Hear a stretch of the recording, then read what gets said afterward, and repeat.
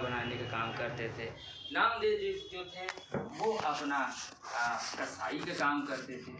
इनके जो काम है, जो वो निजी जो उनका लाइफ है वो बहुत कॉमन है, लेकिन कुछ तो ऐसा बात है कि 648 साल होने के बावजूद भी हम लोग याद कर रहे हैं। जो गुरु रविदास है उनका जो विचारधारा है आज का लोकतंत्र से मेल खाता है। जब हमें मध्यकाल भारत में जब राजा महाराजा वापस में अपने राजपाट करने के लिए लोगों में जाति का ईर्ष्या डाल दिया, छुआछूत डाल दिया, ऊंच नीच का जब भेदभाव था, उस समय दिल्ली सल्तनत का राज था, उस समय गुरु रविदास जी का जन्म हुआ।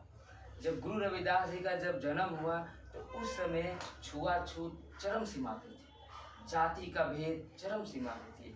हर एक जाति एक दूसरे के साथ खाना खाना पसंद नहीं करता था, अपने में शादी ब्याह जो भी ऐसा चलता था। उस समय रविदास जी ने समानता का बात की। रविदास जी ऐसा बात कहते हैं कि यहाँ पर जितने सारे लोग हैं वो समान हैं, जाति जाति में जात है तो केतन के पार, रविदास मनुष्य न जोड़ सके जब तक जाति न जात। रविदास जी कहते हैं इंसान जब तक नहीं जुड़ सकता, जब तक जाति का भेद ना हट जाए, जब तक उनके दिलों में एक दूसरे का ऊंच नीच का भावना ना उठ जाए, तब वो इंसान एक साथ ही रह सकता है। गुरु रविदास जी ये भी बात कहते हैं कि जो समाज है, जो देश है, जो शहर है वो कैसा होना चाहिए। तो रविदास जी कहते हैं कि बेगमपुरा शहर को नाम, यानी ऐसा शहर जिसमें गम ना हो, जिसमें खौफ ना हो, जिसमें खफा ना हो, हर एक इंसान जो प्यार से रहे, ऐसा बेगमपुरा शहर को वो स्थापित करने का बात कह रहे हैं।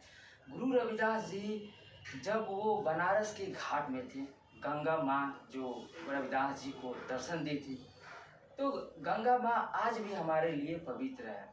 जब ऐसा हुआ, आज भी हम लोग कुंभ का मेला में देखें, वीआईपी कल्चर की बात थी, उस समय भी था। तो रविदास जी वो कहते हैं कि मन चंगा तो कठौती में गंगा। आज भी उनका बात प्रचलित है, मन चंगा, अगर हमारा मन साफ हो तो जो हम गंगा पवित्रता कहते हैं वो हमारे कटौती में होगा। वो उन्होंने सबसे अच्छी बात कही कि हमारा मन साफ होना बहुत अच्छी बात है।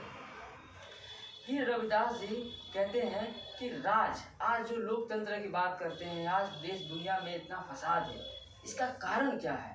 इसका कारण है अमीरी और गरीब। जो अमीर है वो हमारे साथ नहीं रहता, गरीब के साथ नहीं रहता। अंबानी हम लोग अपने धर्म का बोल ले, अपने देश का बोल ले, अपने शहर का बोल ले, लेकिन फिर भी हमारे साथ नहीं आए, क्योंकि हमारे बीच में ऊंच नीच है। रविदास जी कहते हैं कि ऐसे चाहूँ राज में जहाँ मिले सबन को अन्न, छोट बड़ सब संग बैठे रविदास रहे बस। वो कहते हैं कि हम ऐसा राज चाहते हैं जिसमें बड़ा छोटा गरीब अमीर हर एक जाति हर एक धर्म के लोग संग बैठकर खाना खाए, एक साथ रहे, तब रविदास प्रसन्न होंगे। उन्हें कोई पूजा पाठ का मतलब नहीं। रविदास जी जब बनारस में पूजा पाठ भक्ति में लीन अपना कार्य कर रहे हैं, तो उस समय जब आरती चल रही थी, आज भी गंगा का बहुत सारे आरती चलती है, तो रविदास जी सबसे अच्छा बात बोले। उन्होंने कहा कि भगवान का सब है, भगवान का चंदन है, भगवान का फूल है, भगवान का ये आकाश है, भगवान का जमीन है, उसे क्या अर्पो, जो भगवान का ही है उसे क्या अर्पण करना, हम लोग कुछ कर ही नहीं सकते। फिर लोगों ने पूछा गुरुजी जब हम लोग कुछ अर्पण ही नहीं कर सकते तो हम लोग क्या करें? तो वो बोलते हैं ज्ञान की ज्योति जलाओ तब जाके आरती हो। रविदास जी कहते हैं जब हमारे ज्ञान एडुकेशन शिक्षित जब हम लोग ज्ञानी हो जाएंगे तब जाके आरती होगा, हमारा लाइफ प्रकाश होगा। आज भी हम लोग इम्पोर्टेंट समझ रहे हैं कि जब एडुकेशन होता है तो इस इंसान का लाइफ प्रकाश होता है, जो रविदास जी ने पहले आगमन किया था कि ज्ञान की ज्योति जलाओ तब जाके आरती हो। रविदास जी ये जो अंधभक्ति थी उसके खिलाफ में भी उन्होंने अपने संघर्ष की, जो समाज में ऊंच नीच का भावना था उसके खिलाफ भी उन्होंने संघर्ष किया, और उन्होंने सबसे अच्छा जो बातें कहा, जो लोगों को भगवान के साथ जो कनेक्शन की जो बातें कहा, वो सबसे अच्छा बात कहा। उन्होंने कहा कि साची प्रीत हम तुमसे जोड़े, और संगे संग तोड़ी। मतलब जो मेरा सच्चा प्रिय थे वो भगवान है, हम उसके साथ जुड़ते हैं, बाकी सब के साथ जुड़ते हैं। जो भी आजकल हम लोग पॉलिटिकल पार्टी हम लोग देख रहे हैं, वो धर्म का ठेकेदार बना हुआ है। आप देखिए, आधुनिक भारत में राजा राम मोहन रॉय जैसे इंसान जो समाज को कह रहे हैं, राजा राम मोहन रॉय, दयानंद सरस्वती, जो समाज के अंदर जात पात हटाने की बात कर रहे हैं, जो समाज को एक करने की बात कर रहे हैं। आजकल के पॉलिटिकल पार्टी हम लोग देख रहे हैं कि हम लोगों को धर्म के नाम पे लड़ने की बात कर रहे हैं।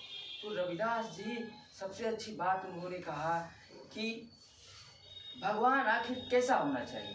भगवान जो हम लोग सोचते हैं, रविदास जी का कहना था, वो समाज को देखकर वो उस समय कह रहे थे कि ऐसी लाड तुझ बिन कौन करे। वो भगवान को कह रहे थे, भगवान जो है निरंकार, वो सगुण को